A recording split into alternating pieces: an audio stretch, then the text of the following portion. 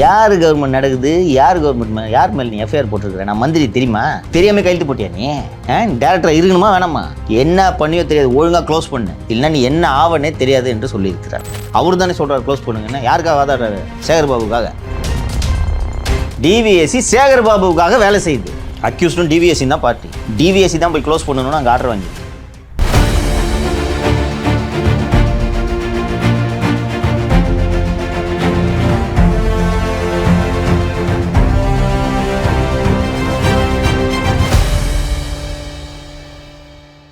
Sir, TASMAC கேஸில் வந்து ஏதோ ஒரு அப்டேட் வந்திருக்குதா சொன்னீங்க. என்ன அப்டேட்டு? அப்டேட் இல்லை, இந்த டாஸ்மாகில் இப்போது அந்த பொதுநல வழக்கு ஒன்று நேற்று விசாரணைக்கு வந்தது. நீதிபதி திரு ஜி.ஆர். சுவாமிநாதன் அவர்கள் முன்பு ஒரு வழக்கு விசாரணைக்கு வந்து அரசை அடுத்த வாரத்திற்கு இந்த வழக்கை ஒத்திவைத்து அரசு, அமலாக்கத்துறை, சிபிஐ, உள்துறை செயலாளர், டிஜிபி, லஞ்ச ஒழிப்புத்துறை இயக்குனர் ஆகியோர் பதில் மனு தாக்கல் செய்ய வேண்டும் என்று நீதிபதிமன்றம் உத்தரவு போட்டிருக்கிறது. அரசின் கூடுதல் தலைமை வழக்கறிஞர் அடிஷனல் அட்வொகேட் ஜெனரல் திரு ரவீந்திரன் அவர்கள் என்ன பெட்டிஷன் 8 வருஷமாக தூங்கிட்டு இருந்தாரா, திடீர்னு இப்போ வர்றாரு என்று அவர் கேட்டபோது நீதிபதி இதையும் நீங்கள் பதில் மனுவாக தாக்கல் செய்யுங்கள் என்று தெளிவாக சொல்லியிருந்தார். அண்டு நிறைய பேர் வந்து என்ன சொல்கிறாங்கன்னா, என்ன டிவிஎஸ்சின்னு அப்படின்னாங்க இப்போ எஃப்ஐஆர்லாம் க்ளோஸ் பண்ணிவிடும், அது எப்படி இந்த மாதிரிலாம் பண்ண முடியும் என்றெல்லாம் கேள்வி எழுப்பினார்கள். நமது நினைவில் இருந்து அகன்றுவிட்ட ஒரு வழக்கை லஞ்ச ஒழிப்புத்துறை என்னவெல்லாம் செய்யும் என்பதை நாட்டு மக்கள் தெரிந்து கொள்ள வேண்டும் என்பதற்கு அது குறித்து இப்போது பேசுவது பொருத்தமாக இருக்கும் என்ற அடிப்படையில் நான் பேசுகிறேன். ஒரு லியோவுக்கு நினைவு இருக்கும் என்று நினைக்கிறேன். சேகர்பாபு மீது லஞ்சம் வாங்கியதற்காக ஒரு எஃப்ஐஆர் போடப்பட்டது லஞ்ச ஒழிப்புத்துறையில் நினைவிருக்கிறதா? ஜனவரி 2024. ஆக்சுவலாக அந்த கட்டிட உரிமையாளர்கள் வந்து கொடுத்து போட்டாங்க. நான் கூட கேட்டேன், எப்படி சார் போடவே மாட்டாங்க, ஆளுங்கட்சியில் இருக்காங்க, அதுவும் சேகர் பாபு மேலே போட்டிருக்காங்க அப்படின்னு சொல்லி சிட்டிங் மினிஸ்டர் எப்படி சார் போட்டாங்க அப்படின்னு சொல்லிட்டு கேட்டதுக்கு, இது தெரிஞ்சு ஏதோ தெரியாமல் போட்டாங்க, இது வந்து ஃபேக்ட், லைக் பேர் இருக்கும்போது சேகர் பாபுன்னு பேரையும் வந்து சேர்த்துட்டாங்க போல் அப்படின்னு சொல்லிட்டு நீங்கள் சொன்னீங்க. அப்படி சொல்லும்போது அப்போ தான் வந்து டிவிஎஸ்சிக்கு புது டைரக்டர் வந்திருந்தார், அபய்குமார் சிங். வந்த புது இது அது வந்த புகாரை பார்த்துட்டு இருக்கிற பேர்லாம் சேர்த்து இதில் எஃப்ஐஆர் போடுங்கன்னு சொல்லிட்டு யாரையா சொல்லியிருப்பாங்க. அவங்க எல்லா பேரையும் சேர்த்துருப்பாங்க. அவங்களுக்கு சேகர் பாபு மினிஸ்டர்னு அவங்களுக்கு தெரியாது. ஏன்னா இதில் பிகேஎஸ்ன்னு இருக்குது, என்ட்ரி பிகேஎஸ்ன்னு இருக்குது, பிகேஎஸ் டிஎம்கேன்னு இருக்குது. என்ன விஷயம்னா, அந்த பின்னி மில் தெரியல, ஒரு பெரிய மில் இருந்துச்சு, அந்த ஆலை பல வருடங்களுக்கு முன்பு நொடித்து விட்டது. அந்த மில்லுக்கோட பெரிய ரியல் எஸ்டேட்டு, கிட்டத்தட்ட பல ஏக்கர்கள் அந்த ரியல் எஸ்டேட்டு, அதை வந்து ஒரு நிறுவனம் வந்து வாங்கி அந்த இடத்துல அப்பார்ட்மெண்ட்டு, ஷாப்பிங், 14.16 ஏக்கர் லேண்ட் அது, அதில் அப்பார்ட்மெண்ட்டு, ஷாப்பிங் காம்ப்ளெக்ஸ்லாம் கட்டுவதற்கு ஒரு நிறுவனம் வாங்குகிறது.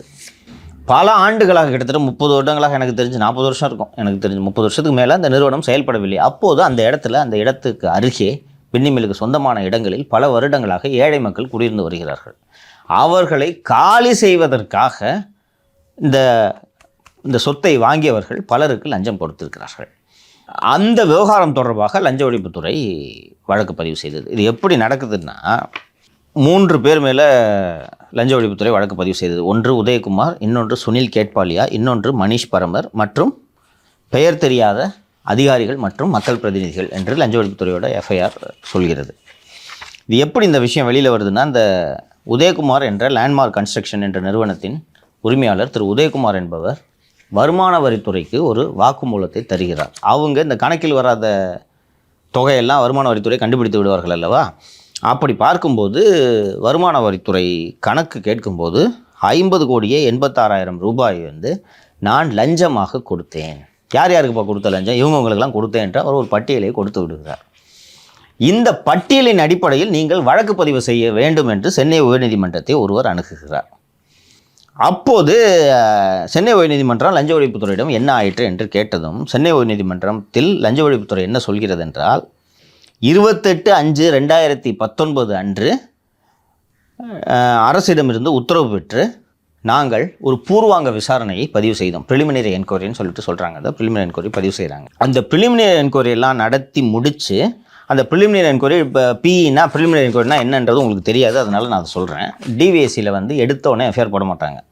ஸோ பிஇன்னு ப்ரிலிமினரி என்கொயரின்னு சொல்லிட்டு ஒன்று பதிவு பண்ணுவாங்க. அந்த ப்ரிலிமினரி என்கொயரியிலேயே வந்து இவர்கள் பெரும்பாலான விசாரணையை நடத்தி, அதாவது உண்மையிலேயே இதில் மெட்டீரியல் இருக்கா இல்லையான்றதை பார்த்துருவாங்க. இல்லைனா பிஇ ஸ்டேஜ்லேயே க்ளோஸ் ஆகிடும். பிஇலேருந்து அது எஃப்ஐஆராக மாறுதுனாலே அதில் வலுவான ஆதாரங்கள் இருக்கிறது என்பது தான் பொருள். ஸோ இந்த ப்ரிலிமினரி என்கொயரிலாம் நடத்தி முடித்து வருமான வரித்துறையில் வந்து இவர் லஞ்சம் கொடுத்துருக்கிறார். அந்த லஞ்சத்தின்படி இந்த பட்டியலில் இந்தந்த பெயர்கள் இருக்கின்றன. இவங்க நம்ம படிக்கிறதுலாம் ஏடிஎம்கே ஆட்கள். பாலகங்கா எம்பி, அவருக்கு 23 லட்சம். ஜவஹர்னு டிஎம்கே எம்பி ஒருத்தர் அப்போ இருந்திருக்கார், அவருக்கு 33 லட்சம். நீலகண்டன் எம்எல்ஏக்கு 40 லட்சம். MP within bracket mayor reference அப்படின்னு போட்டிருக்கு, இது யாருன்னு தெரியல, அவருக்கு வந்து 1,67 லட்சம். பிகேஎஸ் டிஎம்கேன்னு போட்டு 10 லட்சம். இதுதான் நம்ம அண்ணன் சேகர் பாபு. அதுக்கடுத்து வெங்கடேசன் எம்பி, அவருக்கு வந்து ஒரு 20 லட்சம். கவுன்சிலர் சரோஜாவுக்கு 2 லட்சம். தாசில்தாருக்கு 2,25,000. அப்புறம் சிஎம்டிஏ எக்ஸ்பென்சஸ்ன்னு போட்டு சிஎம்டிஏவுக்கு லஞ்சம் மட்டும் 9 கோடி, 8,99 லட்சம் இருக்கிறது. இது மாதிரி பல்வேறு வகையான செலவுகள் எல்லாம் சேர்த்து லஞ்சமாக மட்டும் 50 கோடி ரூபாய் கொடுக்கப்பட்டிருக்கிறது என்று எங்களோட ப்ரிலிமினரி என்கொயரியில் தெரிய வருகிறது. அதனால் நாங்கள் இந்த எஃப்ஐஆரை பதிவு செய்கிறோன்னு பதிவு செஞ்சுட்டாங்க. இந்த எஃப்ஐஆர் வந்து 31/1/2024 அன்று பதிவு செய்யப்படுகிறது.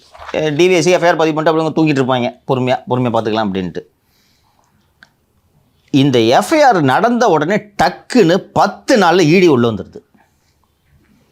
31/1 டிவிஎஸ்சி எஃப்ஐஆர் 9/2/2024 அன்று அமலாக்கத்துறை இது தொடர்பாக பல்வேறு சோதனைகளை நடத்துகிறது. நடத்திய சோதனைகளில் 50 கோடி லஞ்சம்ன்றதை விட்டுருங்க, 280 கோடி மொரிஷியஸ் வழியாக சட்டவிரோத பணப்பரிமாற்றம் நடந்திருக்கிறது என்பது எங்களது விசாரணையில் சோதனையில் தெரிய வருகிறது என்று அமலாக்கத்துறையோட சோதனையில் விஷயம் தெரிய வந்துடுது. தெரிய வந்ததும் அப்போ தான் நாம் பேசணும், சேகர்பாபு மேலே லஞ்ச ஒழிப்புத்துறை சேகர்பாபு மேலேயே லஞ்ச ஒழிப்புத்துறை வழக்கு பதிவு செய்திருக்கிறது அப்படின்ட்டுலாம் நம்ம பேசணும். இது நடந்ததும் சேகர்பாபுவே நேராக லஞ்ச ஒழிப்புத்துறை இயக்குனர் பார்க்குறாரு. இந்த அபய்குமார் சிங் இருந்தாலும் பார்க்குறாரு. யார் இந்த கொளத்தூர் தன்ராஜிட்ட பேசினார் தெரியுமா, அதே மாதிரி பேசியிருக்கார் அபய்குமார் சிங். யார் கவர்மெண்ட் நடக்குது, யார் கவர்மெண்ட் யார் மேலே நீ எஃப்ஐஆர் போட்டிருக்கிறேன், நான் மந்திரி தெரியுமா என்று இருக்கிறார். அவர் இல்லை சார், அது அக்யூஸ்ட் காலமில் உங்கள் பேர் இல்லை பாருங்கள், உள்ளே இருக்க உங்கள் பேர் தெரியல. அப்போ தெரியாமல் கையெழுத்து போட்டியா நீ? டேரக்டராக இருக்கணுமா வேணாமா? என்ன பண்ணியோ தெரியாது, ஒழுங்காக க்ளோஸ் பண்ணு, இல்லைன்னா நீ என்ன ஆவனே தெரியாது என்று சொல்லியிருக்கிறார். அவர் அப்படி சொன்னதும் லஞ்ச ஒழிப்புத்துறை உடனடியாக விசாரணை நடத்தி இந்த வழக்கில் இனிமேல் விசாரிப்பதற்கு எந்த விதமான முகாந்திரமும் இல்லை, அதனால் நாங்கள் இந்த வழக்கை மூடுகிறோம் என்று லஞ்ச ஒழிப்புத்துறை வழக்குகளுக்கென்று சென்னையில் சிறப்பு நீதிமன்றம் இருக்குது. அந்த சிறப்பு நீதிமன்றத்தில் போய் இதை கொடுக்குறாங்க. கொடுத்த உடனே அவங்க வந்து நீங்கள் முழுமையாக இதை பூர்த்தி செய்யவில்லை, அதனால் நான் ரிட்டன் போடுறேன்னு ரிட்டன் போட்டுறாங்க. இப்போ இந்த கோர்ட்டு ப்ரொசீஜரை கொஞ்சம் தெரிஞ்சுக்குங்க. கோர்ட் இருக்குது, நீங்கள் தான் இன்வெஸ்டிகேட்டிங் ஏஜென்சி. நீங்கள் போய் சார் நான் விசாரித்தேன், இதில் மெட்டீரியல் இல்லைன்ட்டு ஒரு ரிப்போர்ட்டை ஃபைல் பண்ணுறீங்க. கோர்ட் அதை ஏற்றுக்கலாம், ரிஜெக்டும் பண்ணலாம். இது கோர்ட்டுக்கான முழு அதிகாரம், அதில் யாருமே தலையிட முடியாது. அந்த ஸ்பெஷல் கோர்ட் வந்து இதில் ஏதோ பிழை இருக்குது, அதனால் நான் ரிட்டன் போடுறேன்னு ரிட்டன் போட்டுறாங்க. இந்த ஸ்டேஜில் இதை எடுத்துக்கொண்டு இந்த சம்மந்தப்பட்ட குற்றவாளிகள் உயர்நீதிமன்றம் செல்கிறார்கள். உயர்நீதிமன்றம் போன உடனே உயர்நீதிமன்றத்தில் போய் என்ன சொல்கிறாங்கன்னா, ஜஸ்டிஸ் விவேக் குமார் சிங் என்ற நீதிபதி முன்பு ஜூன் 2024 இந்த வழக்கு வருது. அங்கே போய் நீதிமன்றத்தில் போய் என்ன சொல்கிறாங்க, சார் இந்த மாதிரி அப்போது உயர்நீதிமன்றம் போதுன்னா அரசு வழக்கறிஞர் ஒருத்தர் இருப்பார்ல, அரசு வழக்கறிஞரே வந்து சொல்கிறாரு, சார் நாங்கள் விசாரித்து பார்த்தோம், லஞ்சம் கொடுத்ததற்கான ஆதாரங்கள் எங்குமே இல்லை, அதனால் விசாரணை அவசியம் இல்லை என்று நாங்கள் இதை மூடுவதற்கான அறிக்கையை தாக்கல் செய்து விட்டோம். சரி, மூடுவதற்கான அறிக்கை தாக்கல் செஞ்சீங்களே, அது எங்கே இருக்குதுன்னு கேட்டால் லஞ்ச ஒழிப்பு துறைக்கென்று இருக்கக்கூடிய சிறப்பு நீதிமன்றத்தில் அதை தாக்கல் செய்து விட்டார்கள். அங்கே ரிட்டர்ன் போட்டிருக்காங்க, அந்த ஸ்டேஜில் அது இருக்குது, அது பெண்டிங்காக இருக்குது. அந்த கோர்ட்டு தான் ஆர்டர் போடணும், ஹைகோர்ட்டுக்கு அதிகாரம் இல்லை. அந்த கோர்ட்டில் வந்து ஒரு வேளை வந்து ரிஜெக்டோ இல்லை அக்செப்டோ பண்ணி எப்படியானாலும் நடக்கலாம். அப்புறம் நீங்கள் உயர்நீதிமன்றத்துக்கு வரலாம். பர்ஃபெக்ட். அந்த கோர்ட்டு நான் இதை ஏற்றுக்க மாட்டேன்ப்பா நீ விசாரி என்று கூட கோர்ட்டு உத்தரவு போடலாம். ஸோ லியோ சொன்னது சரி, அந்த சிறப்பு நீதிமன்றம் நான் இதை ஏற்றுக்கிறேன்னு சொல்லலாம், ஏற்றுக்க மாட்டேன்னு சொல்லலாம். ஸோ மேல்முறையீடு போகணும்னா அதான் ப்ரொசீஜர். லியோ சொன்ன மாதிரி அது முடிஞ்ச பிறகு அடுத்த ப்ரொசீடிங்ஸ் தான் ஹைகோர்ட்டு. ஆனால் அதுக்கு முன்னாடியே அவங்க போயிடுறாங்க. சார் அவங்க க்ளோஷர் ரிப்போர்ட் ஃபைல் பண்ணிட்டாங்க, அது கோர்ட்டு ஏற்றுக்கிட்டா தானே அது ஃபைனாலிட்டிக்கு வருது, அதுக்கு முன்னாடியே அவங்க போயிடுறாங்க. அரசு தரப்பு வழக்கறிஞர் அங்கே சொல்கிறாரு. அரசு தரப்பு வழக்கறிஞராக அப்போது யார் அப்பியர் ஆயிருக்காருன்னா Santosh, government advocate criminal side. இவர் தான் இந்த வழக்கில் வந்து ஜஸ்டிஸ் விவேக் குமார் சிங் அவர்கள் முன்பு ஆஜராகிறார். அவர் வந்து சார் டிவிஎஸ்சி விசாரித்து பார்த்துச்சு, சுத்தமாக எவிடன்ஸ் இல்லை, க்ளோஷர் ரிப்போர்ட்டு அங்கே ஃபைல் பண்ணியிருக்காங்க என்று சொன்னதும், perusing the status report and also taking into account dropping further action of the respondent against the petitioners herein in their final report, FIR number 1 of 2024 pending on the file of the respondent stands quashed. FIR quash பண்ணிடுறார். ரைட்டா? இப்போ sir யாராவது ஒருத்தவங்க சொல்லியிருக்கணும்ல அங்கே பெண்டிங்கில் இருக்குது அப்படின்னு சொல்லிட்டு. அதான் ரெண்டு பேருமே சொல்கிறாங்களே, க்ளோஷர் ரிப்போர்ட் ஃபைல் பண்ணிட்டாங்க, ஆனால் பெண்டிங்காக இருக்குன்றது அரசு தரப்பு வழக்கறிஞர் சொல்கிறேன். அரசு தரப்பு வழக்கறிஞர் தரமாக சொல்லணும், சார் அது முடியல, நீங்கள் இதை விசாரிக்கவே கூடாது. அரசு தரப்பு வழக்கறிஞர் தானே சொல்லணும். அந்த சொன்னேன்ல பேர் சந்தோஷ்னு சொன்னேன்ல, அவர் சொல்லியிருக்கணும், சந்தோஷ் சொல்லியிருக்கணும், சார் மேட்ரு எங்கே பெண்டிங்கு, அவங்க இன்னும் ஃபைனல் ஆர்டர் பாஸ் பண்ணல, இன்னொன்று ரிட்டன் போட்டிருக்காங்க, ஓகேவா, அதை எடுத்து அந்த க்ளோஷர் ரிப்போர்ட்டை ஏற்றுக்கிறேனா இல்லையான்ட்டு அந்த கோர்ட்டு உத்தரவு போடட்டும், அதுக்கப்புறம் தான் உயர்நீதிமன்றம் இதை விசாரிக்க முடியும் என்று அரசு தரப்பு வழக்கறிஞர் சொல்லணும்ல. அவர் தானே சொல்கிறார் க்ளோஸ் பண்ணுங்கன்னு. யாருக்காக வாதாடுறாரு? சேகர் பாபுக்காக. ஆனால் ஸ்டே பண்ணலாம்ல, அந்த பவர் இருக்குல்ல, ஸ்டே பண்ணலாம். இவங்க கேட்குறதே குவாஷில் கேட்குறாங்க. என்ட்ரி ப்ரேயர் இருந்திருக்கும், ஸ்டே பண்ணலாம், யுவர் ரைட். ஆனால் இவங்களுக்கு தேவையானது ஸ்டே இல்லைல்ல, குவாஷ் முழுசாக முடிச்சு விட்டுறணும். அப்போ தானே இடி உள்ளே வர முடியாது, புரியுதா? ஸ்டே பண்ணாங்கன்னா இடி விசாரணை தொடர்ந்துக்கிட்டு இருக்கும்ல. ஸோ இது மாதிரி நடந்த உடனே அங்கே அரசு தரப்பு வழக்கறிஞர் சொல்கிறார், சார் அது முடிஞ்சிச்சு சார் அப்படின்னு உடனே ஒரு ஹைகோர்ட்டு ஜட்ஜு 4/6/2024 அன்று எஃப்ஐஆர் குவாஷ்ட். இப்போ அங்கே ட்ரையல் கோர்ட்டில் பெண்டிங்காக இருந்துச்சுல, அங்கே என்ன நடந்திருக்கும் சொல்லுங்கள்? அவங்க கிளாரிஃபிகேஷன் போட்டிருப்பாங்க. எப்படி கிளாரிஃபிகேஷன் போட முடியும்?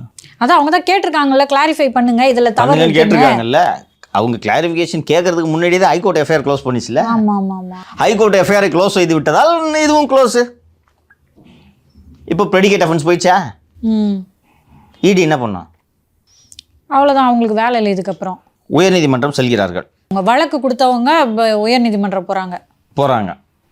டிவிஎஸ் எஃப்ஐஆர் க்ளோஸ் ஆயிடுச்சு, இடி மட்டும் தொல்லை கொடுத்து பண்ணினுங்கிறாங்க, இதை க்ளோஸ் பண்ணுங்க. வழக்கு நாங்கள் லஞ்சம் கொடுத்தோன்னு வழக்கு கொடுத்தவங்க அவங்களும் அப்போ அமிக்கபிளாக போயிட்டாங்க போல இருக்கு. இல்லை, லஞ்சம் கொடுத்தோன்னு வழக்கு கொடுத்தவங்க யாருமே இதில் போகலை. இது வருமான வரித்துறை இதில் 50 கோடி ரூபாய் இந்த ஆள் பப்ளிக் சர்வெண்ட்ஸுக்கு லஞ்சம் கொடுத்து இதில் யாருமே கம்ப்ளைண்ட்டே கிடையாது. வருமான வரித்துறைக்கு கிடைத்த தகவலை வச்சு, ஏன்னா பப்ளிக் சர்வெண்ட்ஸ் லஞ்சம் வாங்கியிருக்காங்க, எப்படி அதை இக்னோர் பண்ண முடியும்? அதை வச்சு டிவிஎஸ்சி எஃப்ஐஆர் போடுது, யார் அந்த பப்ளிக் சர்வெண்ட்ஸ் அப்படின்ட்டு. ஸோ இதில் இந்த பாதிக்கப்பட்டவர் இருக்காங்களா, சேகர் பாபு தரப்பில் இந்த சுரேஷ், கேட்பாலியா இவர்கள் எல்லாம் இருக்கிறார்களோ, இவர்கள் போய் இதை க்ளோஸ் பண்ணுங்கன்ற ஒன்று.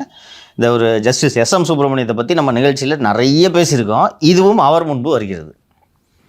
வந்த உடனே அவர் கேட்குறாரு, அப்போது இதில் அமலாக்கத்துறை ஒரு பார்ட்டி இல்லையா, இடியோட கேஸை தானே க்ளோஸ் பண்ண சொல்கிறாங்க. ஸோ அப்போ இடியை கூப்பிட்டு கேட்குறாரு, என்னங்க ஆச்சுன்னு சொன்னோடனே, ஆமாங்க ப்ரெடிகேட் அஃபென்ஸ் க்ளோஸ் ஆயிடுச்சு, எங்களால் ஒன்றும் பண்ண முடியாது. சரி, ஏன் உங்களால் ஒன்றும் பண்ண முடியாது? அவங்க க்ளோஸ் பண்ணுறாங்க, நீங்கள் போய் க்ளோஸ் பண்ணக்கூடாதுன்னு சொல்ல வேண்டியதானே? நாங்கள் எப்படிங்க போய் சொல்ல முடியும்? எங்களுக்கும் அதுக்கும் சம்மந்தமே இல்லையே, ஏன்னா இவங்க அதில் பார்ட்டி கிடையாது. அது அக்யூஸ்ட் அண்ட் டிவிஎஸ்சிக்கு நடுவில் இருக்க கேஸு. நாங்கள் அதில் பார்ட்டி இல்லை, நாங்கள் எப்படி அதில் உள்ளே போக முடியும்? ஓகே, இப்போ இதில் டிவிஎஸ்சி தான் ஸ்ட்ராங்காக நின்று அக்யூஸ்டுக்கு எதிராக போராடி இருக்கணும். டிவிஎஸ்சி சேகர் பாபுவுக்காக வேலை செய்யுது, அது ஆதரவாக மாறிட்டாங்க. ஸோ இதை இடி உங்களோட டிஃபிகல்ட்டி எக்ஸ்பிளைன் பண்ணுறாங்க. சார் அவங்க 2 பேரும் கூட்டு சேர்ந்துக்கிட்டாங்க சார். இப்போ இடி டாஸ்மாக் எஃப்ஐஆர் க்ளோஸ் பண்ணுறாங்கல்ல, இது போல் அவங்க 2 பேரும் கூட்டு சேர்ந்துக்கிட்டாங்க சார், நாங்கள் என்ன சார் பண்ண முடியும் என்று அவர்கள் சொல்லும்போது, ஏன் நீங்கள் இப்போ சுப்ரீம் கோர்ட்டுக்கு போங்கன்னு, நாங்கள் எப்படி சுப்ரீம் கோர்ட்டுக்கு போக முடியும்? அதில் நாங்கள் பார்ட்டி இல்லை, அக்யூஸ்டும் டிவிஎஸ்சி தான் பார்ட்டி. டிவிஎஸ்சி தான் போய் க்ளோஸ் பண்ணணும்னு அங்கே ஆர்டர் வாங்கியிருக்கு. நாங்கள் எப்படி போய் அதுக்கு எதிராக நாங்கள் உச்சநீதிமன்றத்திற்கு அப்பீலுக்கு போக முடியும்னு சொன்னோன்னே ஜஸ்டிஸ் SM சுப்பிரமணியம் என்ன சொல்கிறாங்கன்னா, இந்த வழக்கில் அமலாக்கத்துறை நடத்திய விசாரணையில் சர்வதேச அளவில் சட்டவிரோத பணப்பரிமாற்றம் நடந்திருப்பது தெரிய வருகிறது. அதனால் அமலாக்கத்துறை இந்த வழக்குக்கு எதிராக உச்சநீதிமன்றம் செல்ல வேண்டும் அப்படின்னு கோர்ட்டு பர்மிஷன் கொடுக்குது. இன்றைக்கி வரைக்கும் உச்சநீதிமன்றத்தில் இந்த வழக்கை அமலாக்கத்துறை தாக்கல் செய்ததாக தெரியவில்லை. இது எதற்காக குறிப்பாக இந்த விஷயத்தை எல்லாம் இவ்வளோ விபரமாக சொன்னேன் என்றால், நம்ம எல்லோரும் நினச்சிக்கிட்டு இருந்தாலும் இது ஃபஸ்ட்டு எனக்கு இந்த டாஸ்மாக் மேட்டை விசாரித்தோன்னு தான் இந்த தகவல் எனக்கு தெரிய வந்துச்சு. சேகர் பாபு மேலே இந்த கேஸில் எஃப்ஐஆர் போட்டுட்டாங்கன்னு சேகர் பாபு அபய்குமார் சிங்கை மிரட்டி அந்த எஃப்ஐஆரை க்ளோஸ் பண்ண வச்சாங்க. சேகர் பாபுவாலே இவ்வளோ செய்ய முடியுதுன்னா இதில் உதயச்சந்திரன் மாட்ட போகிறாரு. உதயச்சந்திரன் சும்மா இருப்பார். நான் சொன்னேன் அன்றைக்கி, உதயச்சந்திரன் தான் டாஸ்மாகில் எஃப்ஐஆர் க்ளோஸ் பண்ணுறதுக்கான அந்த வேலைகளெல்லாம் உத்தரவெல்லாம் பிறப்பித்து கொண்டிருக்கிறான்ற அந்த அடிப்படையில் வேக வேகமாக இந்த எஃப்ஐஆர் எல்லாம் க்ளோஸ் பண்ணுற வேலையை டிவிஎஸ்சி செஞ்சுக்கிட்டு இருக்குது. சேகர் பாபு வழக்கில், இந்த பின்னி மில் வழக்கில் என்னவெல்லாம் நடந்தது என்பது இன்றைக்கி இப்போது தான் நமக்கு தெரிய வருகிறது. இது போலவே டாஸ்மாக் எஃப்ஐஆர்களையும் அனைத்து எஃப்ஐஆர்களையும் க்ளோஸ் செய்து விட்டால் இடி டாஸ்மாக்லையும் விசாரிக்க முடியாது. இப்போ போய் இந்த இடி கோர்ட்டில் சொல்லுதில்ல சார், மெடிக்கல் ரெஃபரன்ஸ் போச்சுன்னா எங்களால் விசாரிக்க முடியாதுன்னு, அந்த அடிப்படையில் டாஸ்மாக் எஃப்ஐஆர்களையும் மூடுவதற்கு லஞ்ச ஒழிப்புத்துறை முயற்சி செய்து கொண்டிருக்கு. ஸோ சட்டத்தின் ஓட்டைகள் அப்படின்னு சொல்லுவாங்கள்ல, அது இதுதானாங்க சார்? அப்போ இடி வந்து போகாத காரணம் செந்தில்ஜி அப்படின்னு எடுத்துக்கலாமா இந்த மேட்டர்லையா? சேகர் பாபு அவர் இன்னும் ஃபைல் பண்ணாததுக்கு அந்த அளவுக்கு இன்ஃப்ளூயன்ஸ் இருக்கான்றது என்னால், செந்தில்ஜி தான் இதுக்கு காரணமானது என்னால் உறுதியாக சொல்ல முடியல. பட் கோர்ட்டே வந்து கிட்டத்தட்ட ஜூலை 2024 நீங்கள் அப்ரோச் தி சுப்ரீம் கோர்ட்டுன்னு போட்டுட்டாங்க. பட் இந்த மொமெண்ட் வரைக்கும் இடி இது தொடர்பாக எஸ்எல்பி ஃபைல் பண்ணலை. மேபி சார் அப்போ வந்து திமுக பிஜேபி கவர்மெண்ட் வந்து கொஞ்சம் ஒரு நல்ல டேர்ம்ஸில் இருந்தாங்க. வேரியஸ் காம்ப்ளெக்சிட்டிஸ் இதில் இன்வால்வ்டுமா, அதனால் ஸ்பெசிஃபிக்காக இதனால தான் காரணம்னு சொல்ல முடியாது. ஏன்னா இதில் நடுவுலேயே நான் சொன்னேன்ல, பிஜேபி இன் பிரின்சிபிள் திமுக காலி பண்ணணும் அப்படின்றது தான் பிஜேபியோட அஜெண்டா. ஆனால் இதில் ஏவாவேலு, சேகர்பாபு போன்ற ஆட்கள்லாம் செந்தில்ஜி போன்றவர்களை பிடித்து இவர்கள் தனியாக தங்களை காப்பாற்றிக் கொள்கிறார்கள் அல்லவா, இது மாதிரி இது உள்ளே நடந்திருக்குன்ற. இப்போ இந்த டாஸ்மாக் விவகாரத்தை நீங்கள் பார்த்தீங்கன்னா, முதல்வர் வந்து நம்ம ஃபேமிலிக்கு ஏதாவது சிக்கல் வரப்போகுது, அதனால் எஃப்ஐஆரை க்ளோஸ் பண்ணுங்கள், இதில் முதல்வர் உத்தரவு பிறப்பித்தார் என்று உங்களால் உறுதியாக சொல்ல முடியாது. நம்மளை சம்மன் பண்ண போகிறாங்களேன்னு சொல்லிட்டு உதயச்சந்திரனே உத்தரவை பிறப்பித்திருப்பார். அதான் சார், இப்போ வெற்றிகரமாக சேகர் பாபு அவர்கள் இதில் வெற்றி அடைஞ்சிட்டாரு. ஸோ அதை தொடர்ந்து இப்போ அபய்குமார் சிங் வழியாக எல்லா எஃப்ஐஆர்களையும் க்ளோஸ் பண்ணுறாங்கன்னா, இதே மாதிரி வெற்றி பெறுவதற்கான பர்சன்டேஜ் தானே சார் அதிகம் இருக்குது? அதிகம். இந்த இடத்தில்தான் நேற்றைக்கு சென்னை உயர்நீதிமன்றத்தில் நீதிபதி திரு ஜிஆர்எஸ் அவர்கள் அமர்வு முன்பாக விசாரணைக்கு வந்து அந்த பொதுநல வழக்கு வருகிறது. டிவைஸில் இந்த மாதிரி எஃப்ஐஆர் எல்லாம் க்ளோஸ் பண்ணுறாங்க. எஃப்ஐஆர் எல்லாம் இந்த மாதிரி க்ளோஸ் பண்ணுறதுனால இந்த நிலுவையில் இருக்கக்கூடிய எஃப்ஐஆர் எல்லாம் சிபிஐக்கு மாற்றுங்கள் என்று பொதுநல வழக்கு ஒன்று வந்திருக்கிறது. ஸ்டேட்டஸ் ரிப்போர்ட் ஃபைல் பண்ணுங்கள் அடுத்த வாரன்ட்டு கோர்ட்டு உத்தரவு போட்டிருக்கு. அப்போ ஸ்டேட்டஸ் ரிப்போர்ட்டை பார்த்துட்டு க்ளோஸ் ஆகியிருந்தாலும் we are ordering reopening of those cases and transfer of those investigation to CBI என்று ஆர்டர் போடுறதுக்கு ஹைகோர்ட்டுக்கு பவர்ஸ் இருக்குல்ல. நெக்ஸ்ட் வீக் வருதா? ஃப்ரைடே அடுத்த வாரம். ஃப்ரைடே நம்ம கேஸ். சரி. செல்வ பிறந்தகை வழக்கு தான் நாளை வருகிறது. இது அடுத்த வாரம்.